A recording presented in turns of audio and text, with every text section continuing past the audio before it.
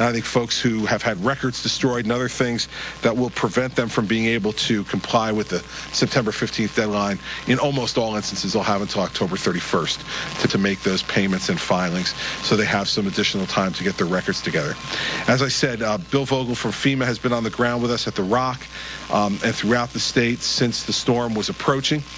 He has been an outstanding partner for me and for all of us who were involved in the response to the storm.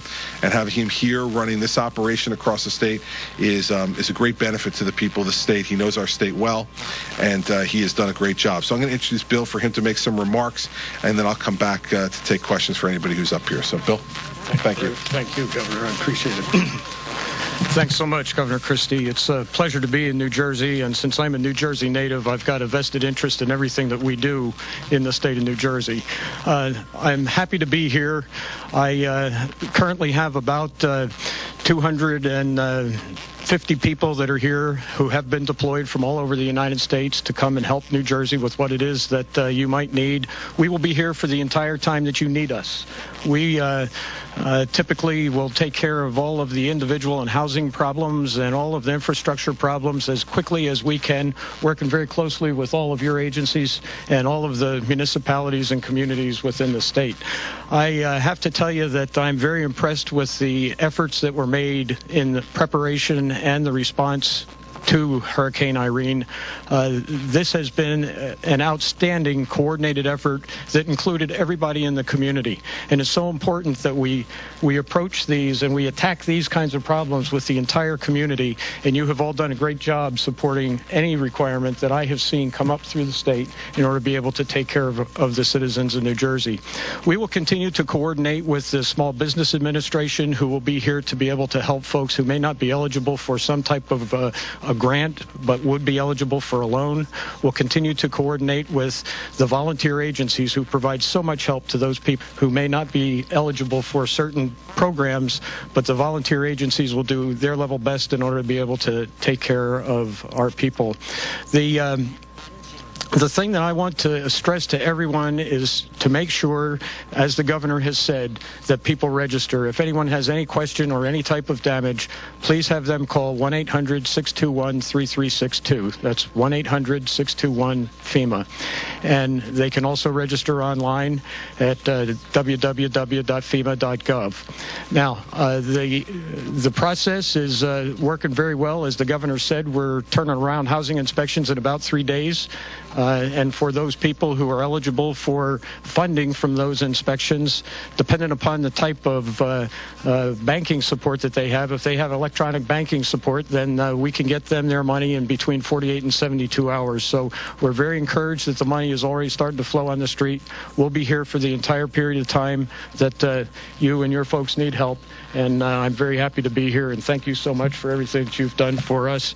I do have to tell you that this facility was empty, completely empty 2 days ago, and for all the logistics guys here who have been working on this thing in the last 2 days, I got to give them a big thanks, because they've done a fantastic job. And next week, when we're fully operational and ready to go, we sure do hope that you'll be able to bring some of your staff back over here and visit with us. So thank you very much, Governor. I appreciate it. Very much, too. All right, questions? Matt. Happy birthday. Thank you. Appreciate it. Do you have any data on the scope of the damage and the number of people who were affected, number of homes that were flooded? Any estimate on the breadth of what Irene did to New Jersey? Not yet, Matt, and we're going to be putting those numbers out as we finish gathering them with FEMA, as we get more reports in, and Mike will be putting out some regular reports to all of you as that develops. But we know that it was the most significant flooding event we've had in New Jersey in over 100 years. And if you when I was with the president on Sunday and we were talking to folks in Wayne in particular, a number of them were folks who had been living there since prior to 1984, which was the last really major event.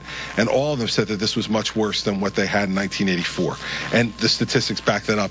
Commissioner Martin and the statistics that DEP provided show that this was well above where the flood levels were in 1984. So we're going to see significant numbers run up in the damage done to personal homes. And if folks, their belongings, as I walked in Wayne, both myself, with Commissioner Martin and others, and Congressman Pascrell, as we did last week, and then again with the president on Sunday. You see most of people's belongings on the first floor of their homes, out in their driveways or on their front lawns. They're ruined. And so the amount of damage and what it's going to cost folks is going to be pretty significant. But as we work those numbers up, Matt and Mike will get them out to you guys. I don't want to throw out numbers that are ballpark and turn out to be too high or too low. So we'll wait as we gather them together. We'll give you a better idea. Yeah. Is this an example of the county injury center, or is this sort of a statewide facility where the county's going to support? Well, this is the statewide joint operations center with FEMA and state OEM. And so that's why we have some of the cabinet representatives here with me today. They'll have folks who are going to be coordinating with these folks in this room. And then there'll be individual smaller centers in each one of the affected counties. As I said, they'll be opened on the schedule that I read off to you. That will also be able to take people's registrations and do other things, give them more, guidance and advice as they move forward through this process that'll be more local to folks. Would you recommend mostly using the phone, or should people come in if they have any questions? Well, listen, they should use the phone to get registered first off, or go online to disasterassistance.gov. You do not have to come to one of these centers to get registered. In fact, I urge you not to. Do it over the phone at 800-621-FEMA or online at disasterassistance.gov.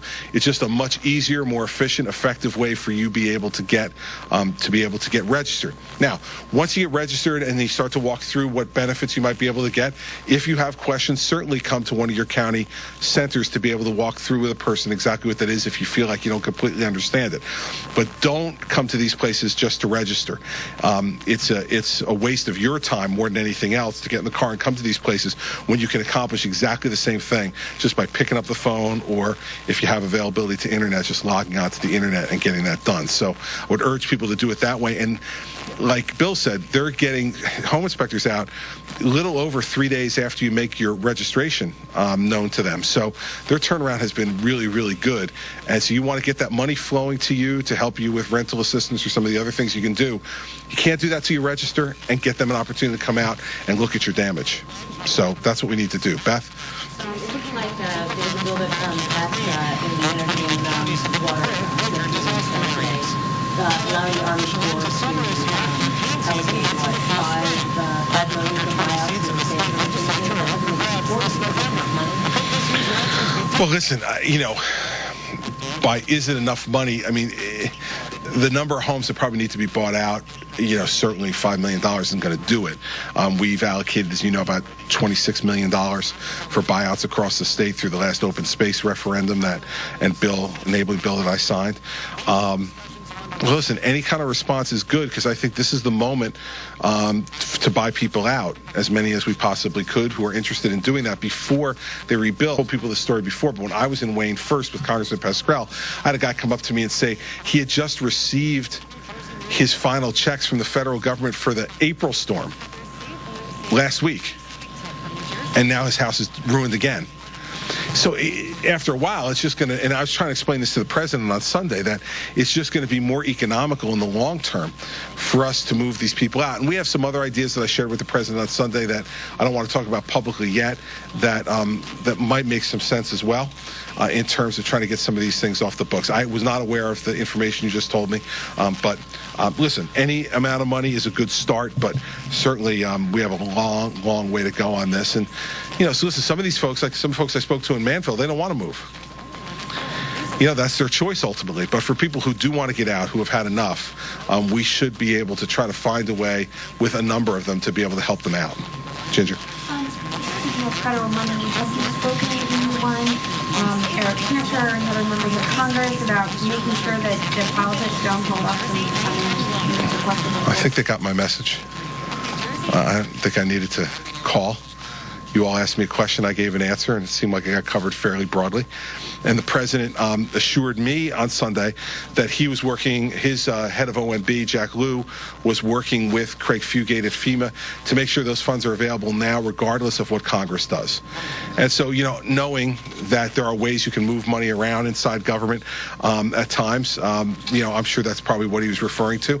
So the president assured me that there would not be a holdup in the money.